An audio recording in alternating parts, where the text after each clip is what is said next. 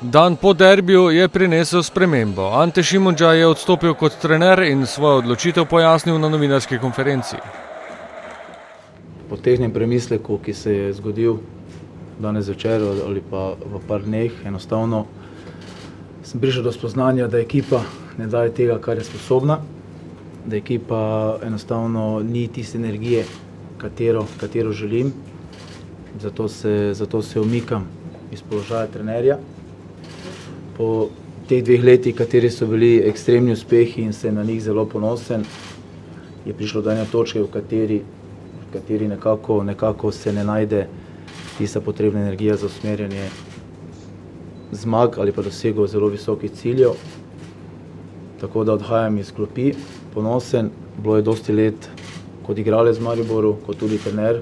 Vedno sem bil pripadnik klubu, ostal bom vedno vijoličen ali pa viola. Tako da je to moja odločitev, da se umikam s trenerja, za mesto prvega trenerja. Športni direktor Zlatko Zahovič se je sedaj že bivšemu trenerju zahvalil za izjemne uspehe v zadnjih letih. Kaj naj rečem, lahko se samo Anteju zahvalim za vložen trud.